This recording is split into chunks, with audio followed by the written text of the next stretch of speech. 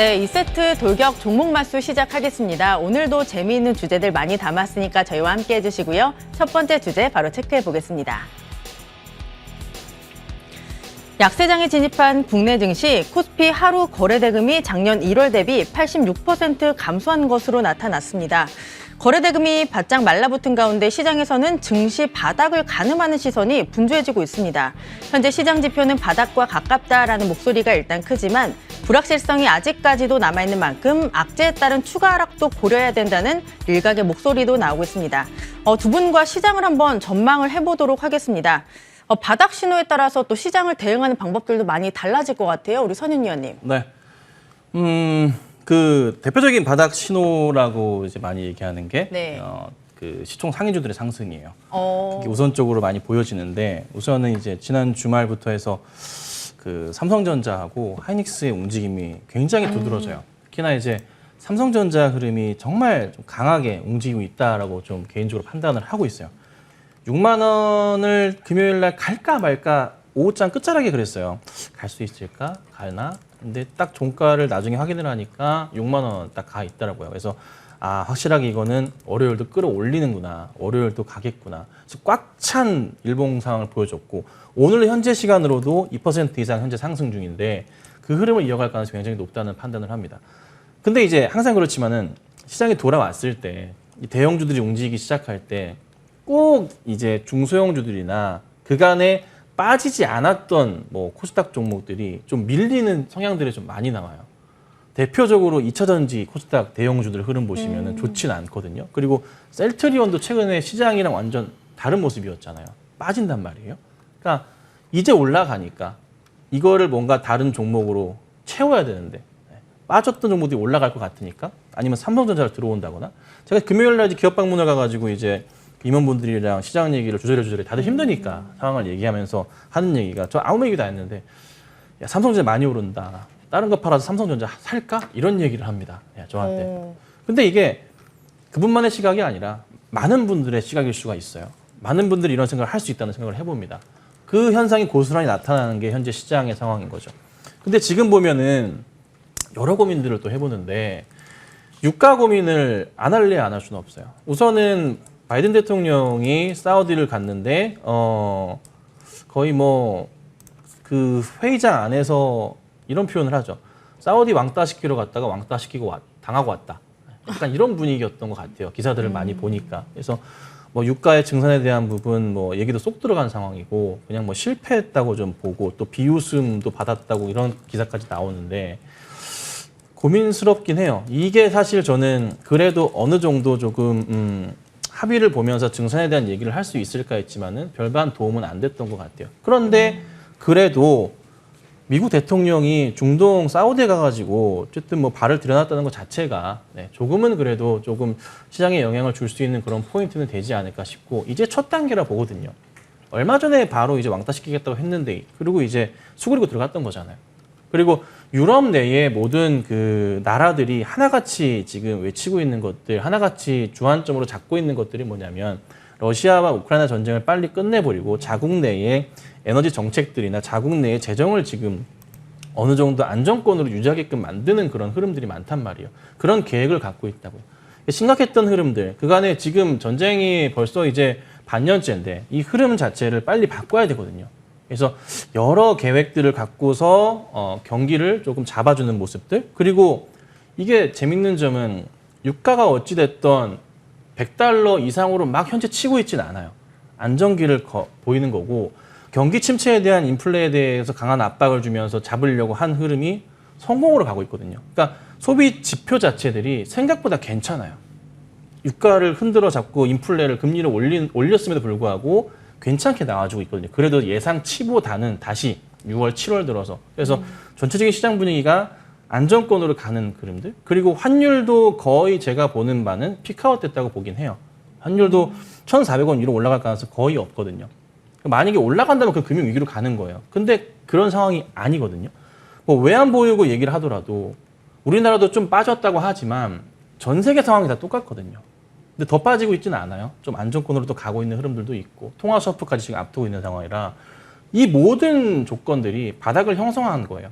그러니까 삼성전자나 국내 대형주들의 흐름이 우선적으로 나오는 거죠.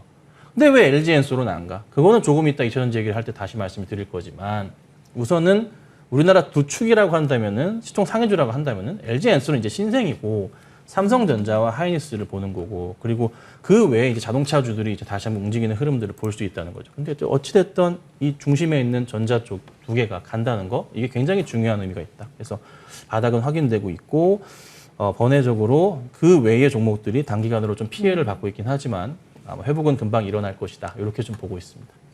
말씀을 들어보니까 이제 시장이 바닥을 잡았다면 대형주에 접근을 해봐도 좋다라는 말씀이신 것 같아요. 그럼 대형주도 종류가 굉장히 많은데 약간 어느 섹터 쪽을 보면 좋을지 여쭤볼게요. 많은 고민을 그것도 해봤어요. 전기전자가 따라가야 되나? 삼성전자에 대해서 반도체 쪽이 약간 좀 수요 자체가 또 밀리는 게 아닌가. 고민스러운 게 뭐냐면 작년에 그 모바일 스마트폰들이나 그다음에 PC 수요는 굉장히 폭발적으로 증가해서 잘 팔렸습니다. 자, 그런데 올해는 상당히 좀 제한적이에요. 작년보다 좋지는 않아요. 그 외에 또 생각해 보시면은 자동차 쪽에 반도체 공급을 통해서 매출 확대 포인트를 꿈꿨지만은 사실 그것도 사실 그렇게 또 다가오지도 않고. 그러니까 이재용 부회장이 왜 목숨 걸고 하느냐를 생각해 봤을 때 작년보다 올해의 특히나 반도체 업황의 흐름 자체가 약간 좀 자기가 봤을 때 불안했기 때문이에요. 그러니까 이전의 성장성만큼의 올해 성장성이 나오지 않을 것으로 예측이 되기 때문에 그래서 그런 고민이 들긴 하지만 근데 중요한 것은 글로벌 그 어떤 나라보다 우리나라 전기 전자 종목들이 저평가되어 있는 건 사실이거든요.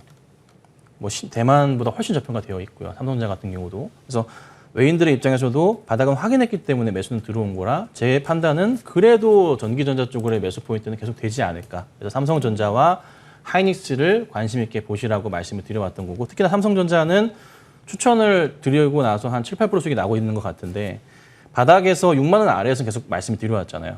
조정식 매수하시라고. 그래서 좋은 흐름이 되는 것 같고 그 다음 봐야 될 게 이제 그 자동차 쪽으로 보셔야 될 것 같긴 해요. 자동차 쪽으로 본다면 판매량 증가가 굉장히 좋습니다. 너무나 잘 나와주고 있어요. 미국 쪽을 보더라도 고가 자동차들의 판매가 늘고 있죠. 국내 현대 기아차 같은 경우, 제네시스 라인 같은 경우나. 근데 2차 전지 쪽도 마찬가지고 전기차도. 근데 또 하나 걱정스러운 건 뭐냐면 이 금리가 올라가게 되면은 또 그 자동차를 사실 때 보통 할부로 산다거나 아니면 일부 리스트도 있긴 하지만 주로 미국 할부가 많거든요. 금리가 올라가면 할부, 이자도 올라가거든요. 그래서 이런 부분도 약간의 영향을 줄 것 같긴 한데, 근데 그건 또 제가 볼 때 현대차에서 그 왜 보통 자동차 회사에서 약간 그 금리에 대한 혜택을 주는 경우들이 많아요. 무이자로 판다거나 이런 경우도 있잖아요. 그래서 그런 혜택을 통해서 아마 그거를 극복할 수 있지 않을까 생각이 들어서 자동차 업황 보시는 게 저는 굉장히 좋을 것 같고, 그 다음에 요즘에 보면은 미국도 그렇지만 유럽도 그렇고 미국이 유럽 쪽에 그 무기 판매에 대한 부분을 확 늘렸습니다. 유럽도 왜 국방비를 확 늘렸어요. 전체적으로 다 올렸어요. 거기에 뭐가 됩니까? 방산주들의 흐름이 좀 괜찮게 봅니다. 그 다음 또 보자면은 제가 조선주를 굉장히 많이 봐요. 조선주. 러시아 쪽에서 앞으로 이제 그 원유나 천연가스에 대한 부분 유럽에서 쉽게 안 받을 거예요. 제한적일 겁니다.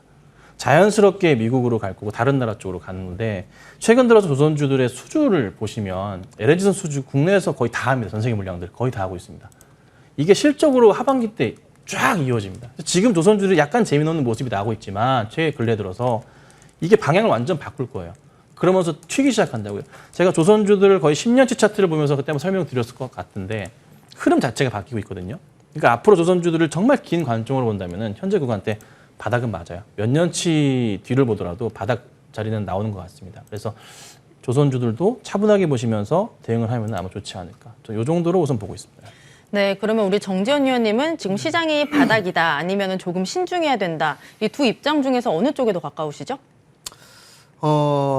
지수를 명확하게 이게 여기가 저점이 나왔다라고 보여지진 않아요.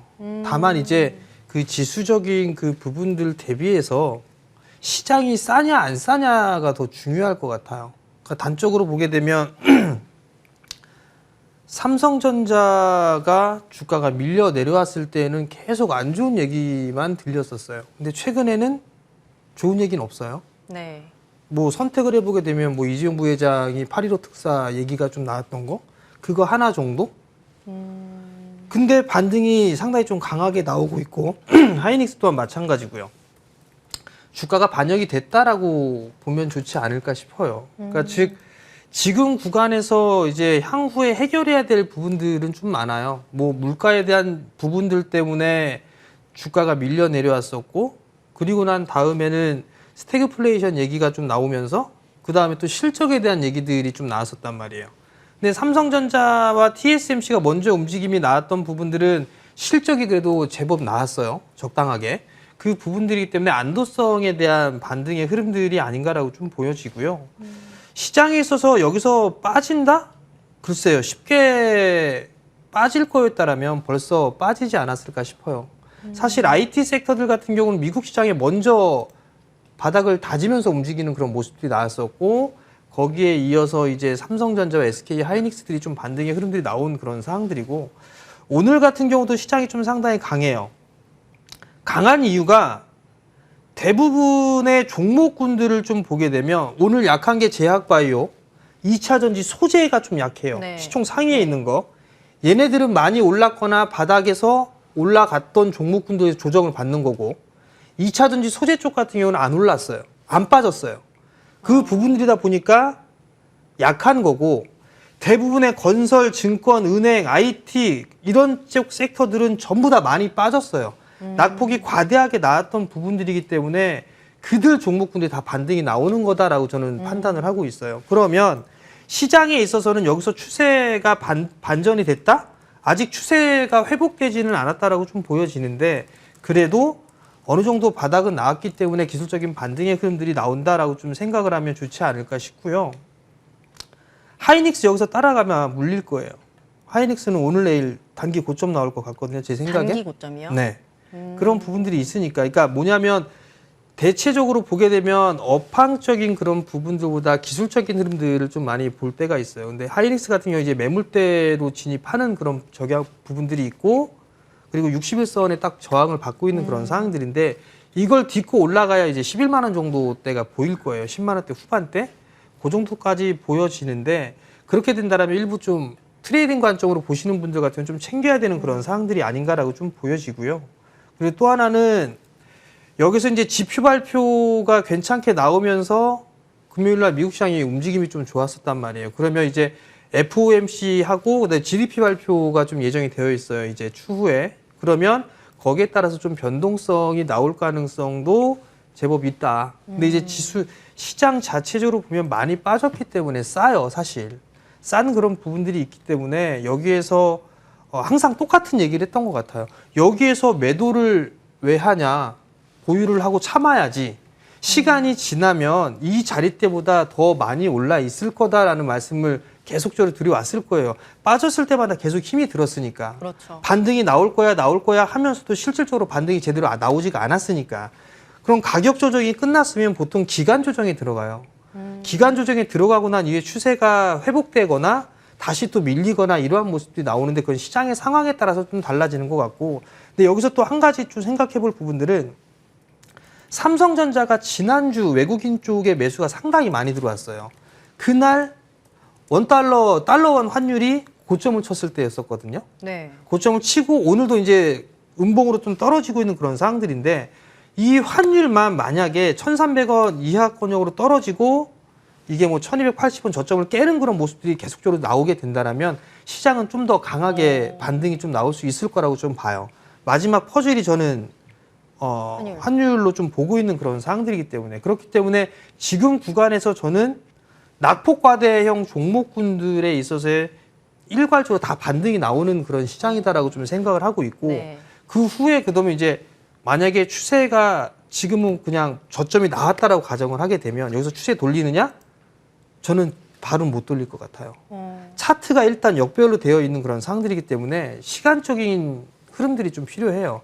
그 대신에 어느 정도의 목표치라든가 이런 부분들을 생각을 해봐야 될 것 같은데 과거의 기술적인 흐름상의 모습을 봤을 때 과거 같은 경우는 하락이 제법 나왔을 때는 절반의 되돌림이 나왔어요. 그 하락폭의 절반의 되돌림이 항상 나왔었는데 미중 무역 분쟁 후, 그러니까 2018년도 이후에는 이게 절반의 되돌림이 나오지 않고 382 조정으로 좀 마무리가 되는 그런 모습들이 보였었어요. 그런 측면, 그러니까 보수적인 측면으로 봐도 2600대 언저리 때까지는 일단 반등은 나올 수가 있는 것 같아요. 보수적으로 놓고 봤을 때. 네. 그럼 보통 2600대에서 2700 언저리거든요. 그 자리대까지는 중기적인 목표치가 나올 수가 있는 그런 사항들이고, 설사 이 자리대가 깨졌다라고 해서 매도는 의미가 없는 그런 사항들이에요. 그러면 어떻게 해야 될까가 고민이에요. 나 물려있는 사람은 그러니까 고점에서 물려있는 사람은 단적으로 삼성전자를 얘기를 해서 들어본다라면 네. 나 8만 원대에 물려있어요. 그럼 계속 가져갈 거냐? 그렇게 하시는 분들도 있지만 조금 더 한다라면, 만약에 삼성전자가 지금 6만 1,000원대예요. 네. 6만 1,000원대고 내가 매수한 단가가 예를 들어서 뭐 8만 원이다라고 가정을 한다라면, 8만 원이다라고 가정을 한다라면 반등이 나오게 되면 지금 61선에서부터 보게 되면 전저점 자리대가 6만 5천 원 언저리거든요. 그러면 그 6만 5천 원 언저리에 대해서 일부 비중을 줄인다거나 그런 식으로 좀 전략을 세우는 게 좀 좋지 않을까 싶어요. 왜냐하면 단가가 일단 높은 그런 사항들이기 때문에 여기서 V자로 올라갈 거다라고 보여지진 않아요. 어떻게 될지 모르겠지만. 그러면 올라갔다가 다시 밀리는 흐름들이 나왔을 때에는 또 이제 불안하다라고 생각을 하실 거예요. 현금이 없다 보니까. 그러면 뭐 6만 5천 원 언저리 때 그 정도가 오게 되면 비중을 순차적으로 조금씩 줄여놓고, 예를 들어 내가 100주를 갖고 있어요. 네. 삼성전자를 100주를 갖고 있어요. 8만 원에. 그럼 6만 5천 원부터 그 위로는 조금씩 10주씩이라도 매도를 했다가 그 자리대로 밀려서 바닥을 만들어가는 그런 모습들이 나왔을 때, 예를 들어 한 6만 원 이하권이 다시 되밀린다면 그때 매도했던 물량을 분할로 매수를 하게 되면 주식에 대한 수량도 단 한 주라 더 많아질 거고 단가도 낮춰질 수 있는 효과가 있을 수가 있거든요. 그런 식의 전략을 세우시던가, 아니면 나는 그냥 계속 가져갈 거야 라고 하게 된다라면 가져갈 수 있는 방법들도 있을 거예요. 뭐 배당, 중간 배당도 받고 뭐 그렇게 하면서 할 수 있는 그런 부분들일 것 같고요. 그 다음에 많이 빠져 있는 그런 부분들이기 때문에 지금 구간에서는 실적에 대한 기대감이 상당히 좀 낮춰졌거든요. 특히나 미국 시장 같은 경우는.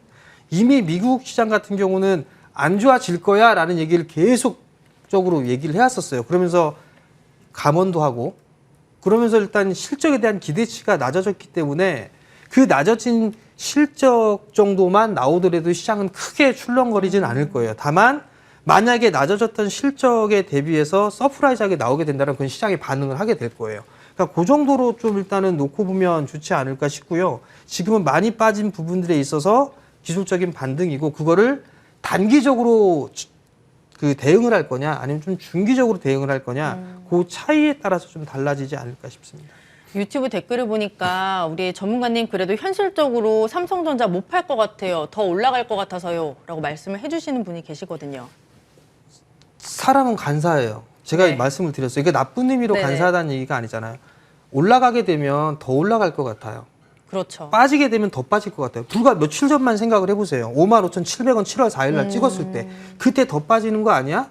그런 불안한 생각들을 많이 하셨단 말이에요. 그렇죠. 그러다가 이제 반등이 나오고 있고 강한 모습이 나오다 보니까 이제는 의구심이 드는 거죠. 더 올라갈 것 같다라는 생각이 들어요. 근데 막상 보면 좋은 얘기가 뭐가 있냐 이거예요. 반도체 쪽에 있어서 뭐 호황기로 들어간다라는 그런 얘기도 없고 가격은 계속 빠진대요. IT 기기들 계속 오더컨 얘기가 나와요.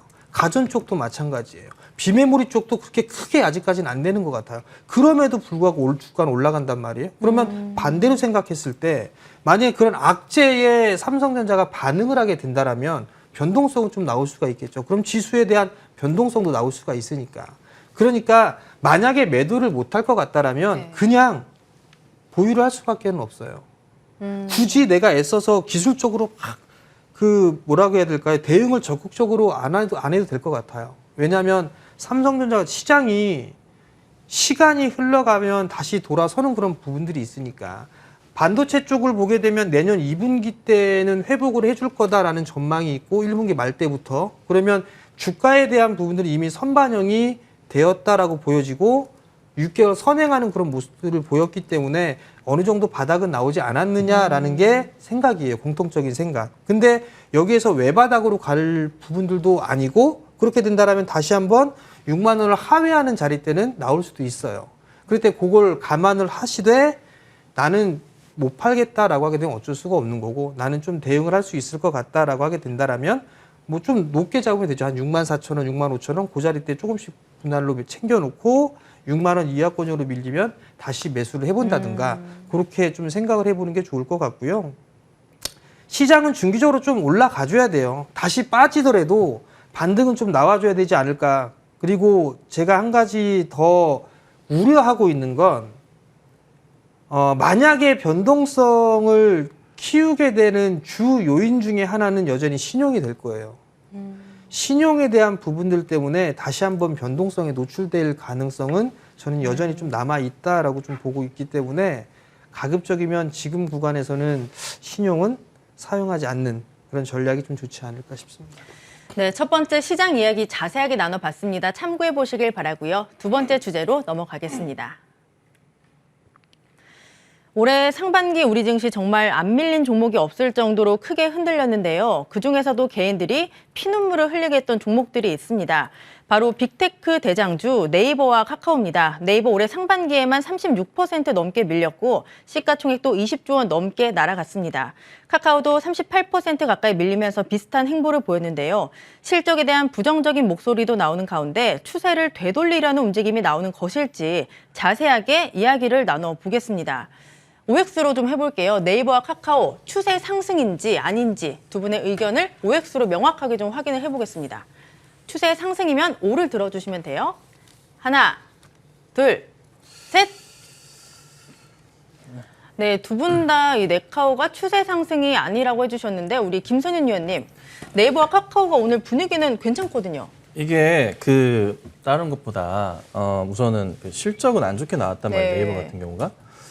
근데 이게 하반기에도 만만치가 않아요. 실적 상황 자체가 뭐 좋아진다고 하긴 하지만 쉽게 회복이 안 나올 가능성이 높아요. 일단 오늘의 상승은 분명한 것은 이 네이버랑 카카오가 최근 들어 흐름이 굉장히 나스닥의 흐름을 자주 이제 같이 움직이는 경우가 많습니다. 그래서 나스닥 상승 따라서 움직임은 있고 그리고 또 하나 기술주들이 지금 나스닥 기술주들이 나오는 현상이 뭐냐면 금리 인상에 따라서 그 전까지만 하더라도 지난달까지만 하더라도 영향을 받았어요. 금리 인상에 따른 좀 피해주로 많이 인식이 돼서 좀 많이 빠졌었는데 지금 현 상황은 금리 인상을 하더라도 더 이상 좀 의미를 두지 않는 분위기로 가고 있어요. 미국도 그런 상황이에요. 바로 이제 다음 주에 FOMC 있지만은 전혀 그 영향 자체가 없거든요. 그러니까 거기에 네이버 같은 경우도 오늘 그 흐름 따라서 좀 편승을 좀 하는 듯한 좀 모습이 나와요. 그래서 금요일 날에 뉴욕 증시 자체가 좋았기 때문에 오늘 이제 고스란히 영향 받으면서 급등이 좀 나고 있는데 개인적인 생각은 이게 아직은 모른다는 거예요. 그러니까 왜냐하면 오늘 네이버 같은 경우 현재장 열어보자면 외인들의 수급상이 굉장히 좋아 보여요. 네. 20만 주 가까이 순매수 상황, 한 16만 주 이상 좀 나오고 있는 상황이다 보니까 굉장히 좋아 보이긴 합니다. 그리고 근데 이제 열어봤을 때 실제로 그간의 수급상을 살펴보자면 그간 그렇게 사실 외인들이 이거를 종목을 잡아주진 않았어요. 그러니까 이게 오늘 굉장히 일시적인 건지 아니면 좀 더 추세를 가는 건지에 대해서는 조금 더 체크는 해봐야 될 것 같아요. 아직까지 저는 모르겠어요. 왜냐하면 실적이 안 좋게 나온다고 했지만서 가는 종목들 보면은 단기 상승은 나오지만은 다시 밀리는 경우들이 굉장히 좀 많거든요. 그런데 눈여겨볼 게 그래도 7월 들어서 연기금이 매수세가 네이버에 많기는 했어요. 꾸준하게 매수는 들어왔었거든요. 근데 그게 또 얼마나 이어질지 여부. 근데 물량 자체가 그렇게 많지는 않아요. 그래서 아직은 좀 이르지 않나? 본격적으로 네이버가 제 개인적인 생각으로는 상승 추세로의 전환 자체가 좀 크게 나와주려면 최소한 거래량 자체가 100만 주 이상으로 점프업 하면서 며칠 이상을 유지해야 된다고 봅니다. 근데 지금의 네이버의 거래량은요, 100만 주 이상을 보였던 적이 이 근래 거의 없습니다. 한 달 이상 정도 없어요. 언제 한 번 있었냐면 날짜상으로 보자면요, 5월 31일 날 딱 한 번 있었습니다. 이날 외인들이 20만 주 이상 매수를 보여줬었죠. 근데 그 이후에 외인들은 줄기차게 매도를 했어요. 계속 빠졌거든요. 그리고 시장 자체가 6월달 내내 안 좋았었잖아요. 이때 한 번 있고 그 최근래 들어서는 아예 없어요. 근데 사실 5월 한 말 정도까지 해서 시장이 좀 회복하는 듯 싶었지만은 금리에 대한 리스크, 유가에 대한 리스크 작용하면서 또 지표에 대한 리스크 작용하면서 시장이 동반 급락을 했잖아요. 전체적으로 다. 근데 그게 다시 회복을 하는 상황이라 다시 한번 거래량 자체가 100만 주 이상 흐른 거 나오면서 외인들도 강하게 매수하는 포인트가 좀 나와줘야 되긴 한다고 봐요. 근데 오늘은 그런 포인트가 보여지긴 해요. 시간상으로 보건대 오늘 100만 주 정도까지 거래량이 나올 수 있을 것 같기도 하긴 해요. 근데 조금 더 체크는 해봐야 된다. 근데 오늘 하루만 가지고 판단하기가 일러서 그래요. 나쁘진 않지만 좀 더 봐야 될 것 같고 카카오 같은 경우에도 최근래 들어서 보자면은 외인 수급 별로 안 좋습니다. 딱히 뭐 오늘 들어온다고 해서. 근데 역시나 카카오도 보면은 기간에서 연기금의 매수가 굉장히 눈에 띄어요. 많이 매수하고 있어요. 꾸준하게 7월 들어서 계속 연기금이 매수하고 있어요. 순매수가 굉장히 높아요. 7월 들어서. 이를 본다면 기관들이 그래도 바닥을 좀 확인하고 매수 대응을 하는 건가라고 판단할 수 있겠지만은 역시나 카카오도 실적에 대한 우려감 자체가 존재하는 건 사실이거든요. 그래서 지금은 굉장히 좀 일시적인 반등, 나스닥의 상승에 따른 금리에 대한 영향이 굉장히 제한적으로 좀 종목들에 영향을 주면서 일시적인 반등이 나옵니다. 그래서 반등이 나온다면 우선은 어느 정도까지 올라갈 수 있나라고 계산을 해봐야 될 거 아니에요. 차트를 보고서. 네이버 같은 경우에는 제 개인적인 생각으로 좀 판단을 해보자면 한 27만 원 선까지의 반등은 예측은 해보고 있습니다. 27만 원 선. 근데 그 이상에 대해서는 좀 조심하셔야 될 거고, 하여튼 26만 원 넘어간다면 그때부터는 조금은 조심스럽게 봐야 될 것 같아요. 우선 단기 반등은 나올 가능성이 있다는 판단이고, 카카오 같은 경우도 한번 보자면, 카카오 같은 경우는 한 8만 원 좀 그 정도 될 것 같아요. 단기 반등 나올 경우 8만 원 선 정도까지는 볼 수 있을 것 같습니다. 하지만 이게 갑자기 바로 오는 건 아니고 조정을 살짝 거치면서 갈 수 있기 때문에 말씀드리지만 급하게 따라가지 마세요. 네이버나 카카오 한번 반등이 나오면 며칠 동안 상승하는 경향이 있습니다. 분명히 있지만은 조정을 이용하시는 게 안전하기 때문에 차분하게 대응을 하시는 게 맞지 않을까. 근데 물론 카카오 주가로 따져봤을 때 고점 기준으로 카카오가 더 많이 빠지긴 했어요. 퍼센테이지로 따져봤을 때는, 예전으로 봤을 때는. 그래서 카카오 매력도가 조금 더 있어 보이긴 하나 수급적인 매력도도 네이버가 좀 더 높아서 이게 참 고민스럽기는 해요. 그래서 이런저런 것들을 곁들여 봤을 때 우선은 급한 대응은 일단은 패스하시고 조정을 이용하는 대응이 맞지 않을까. 우선 이렇게는 보고 있습니다. 네, 이 두 종목 같은 경우에는 소위 개미들의 무덤이라는 말까지 나올 정도로 개인들이 정말 좋아하는 두 종목이었잖아요, 위원님. 이 두 종목에 물려있는 제 지인들도 굉장히 많아서 저를 만날 때마다 항상 물어봐요. 도대체 네이버와 카카오 언제 반등을 하냐 물어보는데 전 당연히 모르죠. 위원님은 지금 추세 반등이 아니다라고 보시는 거죠? 지금 이게 추세 전환으로 보기에는 좀 애매하죠, 사실. 그러니까 이제 과거에 코로나 이 부분들에 있어서 수혜를 좀 받으면서 큰 폭으로 좀 상승을 했단 말이에요. 근데 많이 빠졌어요. 생각보다 많이 빠졌어요. 그러면 여기서 이제 반등을 노리는 수밖에 없는 그런 상황들이고, 근데 지금 보면 모든 종목군들이 다 계단식으로 빠져 있는 그런 상황들이기 때문에 뭐 단기적으로 여기서 뭐 급등이 나오거나 그럴 이유는 일단은 지금은 없는 것 같아요. 그냥 많이 빠졌기 때문에 기술적인 반등이 나오는 그런 구간으로 좀 생각을 해야 될 것 같고요. 뭐 혹시라도 그런 부분들을 좀 생각해 볼 수가 있을 것 같아요. 뭐 이슈가 되거나 하게 된다라면 다시 확진자 수가 좀 급증을 하고 있고, 뭐 일본은 다시 또 사상 최고치라고 좀 얘기를 하고 있고요. 그렇게 돼서 한국도 마찬가지로 이제 확진자가 늘어나고 있는 그런 상황들인데 거기에 따른 변수? 그 부분들로 인해서 뭐 재택근무가 다시 또 진행이 된다든가 뭐 그런 식으로 진행이 되게 된다라면 나름대로 카카오와 네이버 같은 경우는 어느 정도 이슈거리가 좀 될 수는 있을 것 같아요.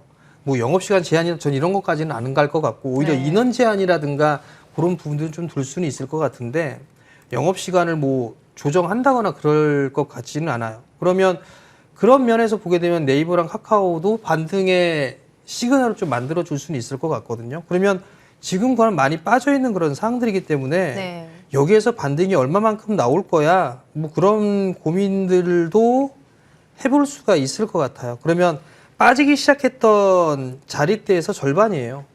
그러면 카카오 같은 경우는 8만 7천 원 뭐 이 원저리대가 될 것 같은데 가장 단순하게 좀 보려면 월봉 차트 보시면 돼요.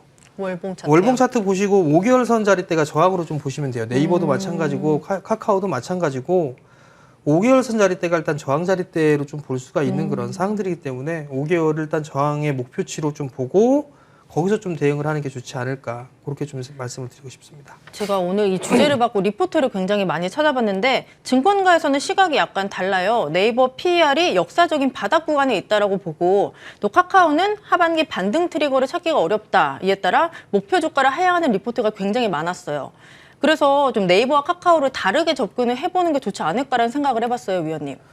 네이버의 강점과 네. 카카오의 강점이 있는데 네. 사실 제가 선택하라 그러면 저는 개인적으로 카카오보다는 네이버가 좀 더 낫지 않을까 네이버. 싶어요. 네, 네이버가 좀 더 낫지 않을까 싶은데 카카오 같은 경우는 여기저기 다 쪼갰잖아요. 쪼개는 그런 모습도 좀 있었었고 근데 네이버 같은 경우는 일단 사업적인 구조만 보게 되면 국내에 국한된 게 아니라 해외 쪽에서도 좀 많이들 하고 있어요. 근데 카카오 같은 경우는 국내 쪽에 조금 치중을 하고 있는 게 좀 문제고 그러면 밸류적인 측면을 봐도 카카오보다는 네이버를 좀 더 높게 좀 쳐줄 수는 있을 것 같거든요. 제가 봤을 땐. 근데 어찌됐든 간에 네이버가 움직이게 되면 카카오도 같이 움직여요. 같은 업종, 같은 섹터이기 그렇죠. 때문에. 그렇기 때문에 빠져도 같이 빠졌고 올라도 같이 올라가는 그런 모습들을 보여주고 있기 때문에 지금 구간에서는 뭐 둘 중에 하나야 이것보다는 반등이 나오는 그런 구간이니까 다 같이 반등을 노리는 그런 전략이 좀 더 좋지 않을까 싶어요. 네, 이렇게 두 번째 주제까지 이야기 나눠봤습니다. 참고해 보시길 바라고요. 마지막 주제로 넘어가겠습니다. 빅테크에 이어서 개인들이 좋아하는 섹터가 또 있습니다. 바로 2차 전지인데요. 최근 눈에 띄는 특징이 있습니다. 바로 시장을 떠났던 외국인들이 이번 달 들어서 많이 빠진 2차 전지 종목들을 중심으로 물량을 담아가고 있다는 건데요. 하반기 실적 기대감 그리고 낙폭이 과대하다라는 인식이 크게 반영된 것으로 풀이되고 있습니다. 증권가에서는 주가 하락을 매수 기회로 삼아야 된다라는 의견들이 굉장히 많은데요. 그간 저희가 방송에서 2차 전지 이야기 많이 했었는데 오늘 조금 더 자세하게 나눠보도록 하겠습니다. 오늘 2차 전지 쪽만 좀 분위기가 안 좋아요, 우리 선임 위원님. 네. 이거를 한번 큰 틀에서 말씀을 드려볼게요. 2차 전지 네. 고민을 한번 해보세요, 시청자분들. 우선은 큰 틀에서 보면은 2차 전지에 대한 성장성을 그 누구도 부인하진 않아요. 이거는 맞아요. 근데 시기적인 게 있다는 거죠. 계속 매년 매 분기마다 올라갈 수는 없잖아요. 모든 게 성장성에 대해서 고민을 할 때. 요즘에 유행한 건 아니고 그 2차 전지주들 한참 막 설비 투자할 때 유행했던 지표 하나가 있습니다. ROIC라고 굉장히 유명한 지표 하나가 있어요. 그러니까 ROIC가 뭐냐면요. 그 돈을 자본금을 투자했을 때 얼마나 이 수익이 나느냐를 평가하는 겁니다. 네. 그에 대한 평가라는데 그 지표 자체가 약간 좀 밀리는 포인트가 좀 많아요. 그러니까 여러 가지 이유가 있는데 근데 항상 그렇지만은 대기업들 뭔가 새로운 시장 글로벌 시장 자체에서의 새로운 무엇인가 나올 때 삼성전자도 이전에 수십 년 전이라고 십몇 년 전이죠. 스마트폰이 처음 나왔을 때 그때 시작부터 했을 때 굉장히 많은 자금을 투자했었고 ROIC가 막 올라가면서 주가가 쫙 갔었던 거거든요. 근데 2차 전지주들도 2019년, 2020년도 때 ROIC에 대한 계산을 해보니까 네, 나쁘지 않았어요. 쫙 올라갔습니다. 자, 근데 지금 상황을 열어보니까 고민할 게 많아요. 여러 고민들을 해요. 어떤 고민을 우선적으로 하냐면은 시장에서 전기차에 대한 수요에 대한 고민을 우선적으로 좀 하고 있습니다. 무슨 일이냐? 수요가 정말 좋다고 하는데 금리가 올라가는 걸로 인한 판매량이 약간 좀 저조해지는 게 아니냐. 그리고 원자재 값이 급등을 하면서 2분기 때 실적 자체가 특히나 LG 엔솔 같은 경우 안 좋게 나왔단 말이에요. 2분기 때 LG 엔솔의 영업이익 자체가 전 분기보다도 안 좋고 전년 대비해서도 안 좋아요. 원자재 값이 급등을 했기 때문에 지금은 조금 안정됐기 때문에 3분기에 대한 기대감을 가질 수 있긴 하지만 그런 요인이 또 없잖아 있었어요. 근데 또다시 고민을 해볼 큰 이슈 중에 하나는 뭐냐면은 전 세계적인 추세 자체가 뭐가 있냐면 유가를 잡으려고 해요. 금리를 올리면서 경기 침체를 가지고 온다고요. 작년에는 사실 스마트폰이나 이제 뭐 가전제품들 굉장히 IT 쪽 많이 팔렸습니다. 근데 올해 안 좋은데 이게 올해 또 안 좋은 이유 중에 하나가 금리 올리면서 침체 오면서 판매량의 저조가 불러올 수 있는 거거든요. 근데 이게 자동차도 마찬가지 상황이에요. 조금 전에 말씀을 드렸다시피 그 자동차주들은 보통 이제 차를 구입할 때 현금을 다 주고 사시는 분들은 흔치 않아요. 보통은 이제 일부 자금을 넣고 할부를 진행하거나 일부 리스트가 있거나 이런 식으로 진행을 많이 한단 말이에요. 특히나 미국 시장 할부 굉장히 많습니다. 근데 이제 금리가 올라가는 포인트에 따른 그 영향도 배제할 수는 없는 거예요. 그 전기차 시장에 대해서. 그리고 최근에 또 하나 문제가 뭐가 있냐면 모델 Y가 가격을 인상을 시켰어요. 20%를. 그래서 모델 Y가 가격이 8,500만 원 선까지 올라가요. 이게 전기차 시장 전체적으로 가격 인상 요인이 될 수도 있어요. 근데 지금 또 무슨 문제가 생겼냐면 원자재 가격은 많이 올랐었는데 가격 인상을 못 시켰어요. 2차 전지주들이. 이게 실적에 고스란히 반영이 된 거거든요. 근데 지금 원자재가 좀 내린다고 하더라도 가격 인상을 피할 수는 없어요. 왜요?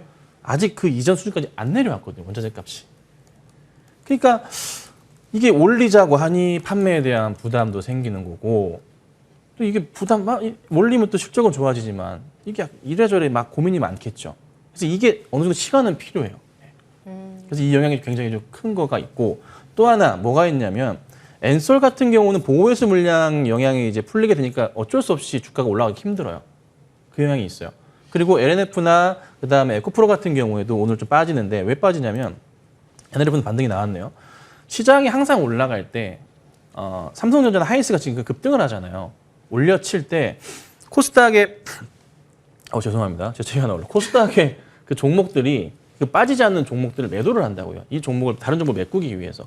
근데 에코프로나 LNF 같은 경우에는 여러분 6월 달에 종목 안 빠졌어요. 시장 영향을 피해 갔습니다. 이 종목들이. 그러니까 코스닥 시총 상위주들, 셀트리온도 마찬가지고 어떻게 해요? 매도를 해가지고 삼성이나 하이닉스 올라가니까 시장이 바닥을 확인되기 때문에 팔아서 간다는 거죠. 그리고 특히나 뭐 에코프로 같은 경우는 무상증자 물량까지 있잖아요. 정리하고 싶어지는 거지 점차적으로. 그래서 그런 영향들이 복합적으로 다 작용을 합니다. 근데 중요한 점은 바닥은 확인돼서 시장이 올라가는 상황이기 때문에 피해를 보지 않은 종목을 팔아서 메꾸는 전략들 이게 좀 강한 것 같아요. 수요적으로 봤을 때. 그래서 뭐 사실 전기차 수요가 좀 살짝 줄어드는 그런 포인트가 좀 있는 거는 맞아요. 그게 좀 영향을 주는 거지만 큰 시각적으로 봤을 때는 이런 그림도 생각해 보셔야 돼요. 여러 가지 말씀드렸죠. 그래서 정말 고민 많이 하셔야 되는 시장이니까 2차 전지주들은 부탁드리는 것은 너무 급하게 우선 대응은 하지 마시고 올라갑니다. 장기 추세로 보면 올라가는데 우선은 그래도 이전에 우리가 생각했었던 그의 성장률보다는 지금 2차 전지주들의 성장률이 우리가 예전에 생각했던 그 상승폭보다는 성장률보다는 낮아졌다는 거. 기대 심리 자체가 낮아졌다는 거예요. 그래서 예상 PER 자체가 미래 가치로 봤을 때도 약간 밀릴 수도 있는 그런 그림들. 그러니까 심리적인 요인이 원체 커요. 그래서 이런 부분 고민하시고 차분하게 좀 대응하시면 어떨까 싶습니다. 네, 우리 2차 전지 안 좋아하시는 정재훈 위원님. 제가 리포트를 쭉 찾아보니까 2분기 실적 시즌이 개막을 하고 대형주들의 주당 순이익 추정치가 하향 조정이 되고 있어요. 그런데 이익 전망치가 안 꺾인 게 2차 전지였습니다. 네. 그래서 이제 금리 인상의 리스크를 이길 수 있는 건 2차 전지가 아닐까라고 생각을 해봤어요, 위원님. 뭐 그럴 수도 있겠죠. 분석은 괜찮죠? 글쎄요. 네. 실적에 대한 전망치가 유지가 되는 게 2차 전지다. 네. 그것만큼 안 빠졌어요, 주가는. 그것 때문에라도. 그러니까 기업의 이익 전망치는 하향 조정은 계속 될 수밖에는 없어요. 국내 기업들의 자체적으로도 지금 전 세계적으로 이익 전망치는 하향 조정되고 있는 그런 상황인데 한국이라고 여기서 멈출 수는 없는 그런 상황들이고요. 하향 전망치는 계속 될 수밖에는 없어요. 당분간. 근데 이제 그 하향 전망이 되는 속도보다 지수가 원체 더 급하게 빠져있던 그런 부분들이기 때문에 반등이 나온다라고 좀 생각을 하시면 될 것 같고요. 제 2차 전지를 안 좋게 보는 거는 아니에요. 옥석을 가려야 되는 그런 상황들인데 왜 그러냐면 2차 전지에 있어서 다 좋아요. 안 좋을 수는 없어요. 계속 꾸준하게 실적을 내고 성장을 해 나가고 성장을 계속적으로 한단 말이에요. 근데 제가 안 좋게 보는 거는 그것만큼 주가가 반영이 되어 있는 그런 상황들이고 성장에 대한 폭 자체는 시간이 가면 갈수록 줄어들 수밖에는 없어요. 실적은 계속 실적을 성장을 해 나가겠지만 성장에 대한 폭은 계속적으로 줄어들 수밖에는 없어요. 단적으로 보면 지금 상황에서는 몰라요. 지금 상황에서 모르는데 카카오가 이렇게 빠질 줄 알았나요? 몰랐죠. 몰랐어요. 그러면 지금에 와서는 정말 역사적인 저평가네 뭐하네 그렇게 리포트가 나와요. 네. LNF 같은 경우도 마찬가지예요. 설마 사람 잡겠어? 카카오나 네이버처럼 빠진다라는 거는 아니에요. 왜냐하면 이익에 대한 전망치 자체가 원체 크니까. 그러면 성장을 해 나가는데 왜 안 올라갈까? 그러게요. 많이 올라 있는 상태에서 안 빠졌어요. LNF나 에코프로나. 그렇기 때문에 지금 당장 못 간다라고 말씀을 드리는 거고요. 또 하나는 월봉 차트 봐보세요. 월봉 차트. LNF의 월봉 차트 보시고 에코프로 BM의 월봉 차트를 보시게 되면 이제 올 연초 1월 달에 5개월선 이탈했다가 바로 회복해주는 그런 모습들이 나왔는데 요번에 또다시 5개월선을 이탈을 했어요. 7월 달 들어서. 그러면 여기에서는 저 5개월선이 저항의 역할을 하게 될 거예요.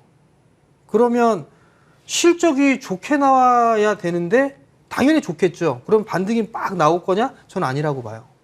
밸류가 높아요. 단적으로 보게 되면 지금 IT 쪽 섹터 반도체 장비나 소재 이쪽에 실적 발표하는 애들 중에 사상 최고의 실적이 나오고 있음에도 불구하고 주가가 못 올라가 있는 애들도 더 허다하고요. 네. 밸류로 따져봤을 때 2차 전지 쪽에 있어서 밸류보다도 훨씬 낮아 있는 기업들도 많아요. 단적으로 LNF 최고 실적 기록할 거예요. 그죠? 네. 그 부분들에 있어서 의심할 여지는 없어요. 심텍 같은 경우를 보게 되면 기판 쪽에 있어서 수요는 엄청 날 것이다라고 전망을 하고 있고 최고의 실적을 이어갈 거다라는 얘기도 있어요. 그리고 기판에 대한 부족 현상은 25년도까지 갈 것이다라는 얘기가 있어요. 얘도 이렇게 많이 빠졌어요. PER 밸류로 따져봐도 심텍이 5배가 안 됩니다. 그러면 LNF나 이런 에코프로 BM이나 이런 애들이 지금 30배가 넘게 쳐주고 있고 그런 종목군들을 매수를 할까? 아니면 실적의 전망치가 계속적으로 높아지고 있는데 싼 주식을 매수를 할까? 저는 만약에 선택을 하게 된다면 실적이 늘어나고 있는 애들 중에서 많이 빠져있는 애를 살 것 같아요. 똑같이 최고 실적을 기록한다라면 업황적인 부분들도 있겠지만 그러면 저는 만약에 선택을 하게 되면 저는 심텍을 선택을 하지 LNF나 에코프로는 선택을 안 할 것 같아요. 그렇다고 해서 여기서 많이 빠진다? 모르겠어요. 얼마큼 빠질지 모르겠어요. 성장주임에는 틀림이 없으나 밸류로 따져봤을 때는 높아요. 마지막 한 가지 더 보게 되면 우리나라가 예전에는 LFP 배터리 제외하고 난 이후에 계속적으로 치고 증설을 계속적으로 했었어요. 중국 계속 치고 들어와요. 요번에 중국이 CATL 같은 경우는 멕시코에 공장을 또 짓겠다라고 얘기를 했단 말이에요. 계속적으로 치고 들어오고 있는 그런 상황에서 과연 2차 전지 쪽에 있어서도 이거를 충분히 잘 이겨낼 수 있을까? 만약에 그 부분들이 했다라면 삼성이 저렇게 보수적으로 했을까? 라는 전 생각을 하거든요. 삼성은 기회를 정말 잘 잡는 기업으로 유명해요. 그러면 그 타이밍을 잡아야 되는데 굳이 삼성에서 저렇게 보수적으로 증설했던 이유가 있었을까? 이 부분도 고민을 해볼 필요성은 있을 것 같고 또 하나는 2차 전지 쪽에 외국인들이 많이 샀다라고 7월 달에 많이 샀다고 네. 얘기가 나왔는데 직접 검색해 보세요. 산 거 별로 없습니다. SKI 테크놀로지 요 기업이나 좀 매수했지. 삼성 SDI 같은 큰 종목 위주로 오히려 샀더라고요. 대형주들 같은 경우 매수를 했겠지만서도 중소형주 같은 경우 아, 코스닥 같은 경우도 LNF나 에코프로비의 시총 상위 종목이에요.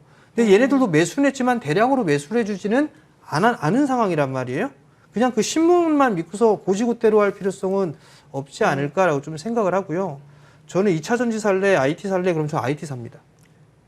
그럼 간단하게 단적으로. 하나만 더 말씀드릴 게 있는데 그렇다면 2차 전지 관련 종목들 고점에 갖고 계신 개인분들도 굉장히 많거든요. 전 계속 말씀드렸잖아요. 고점 입권역이 있었을 때.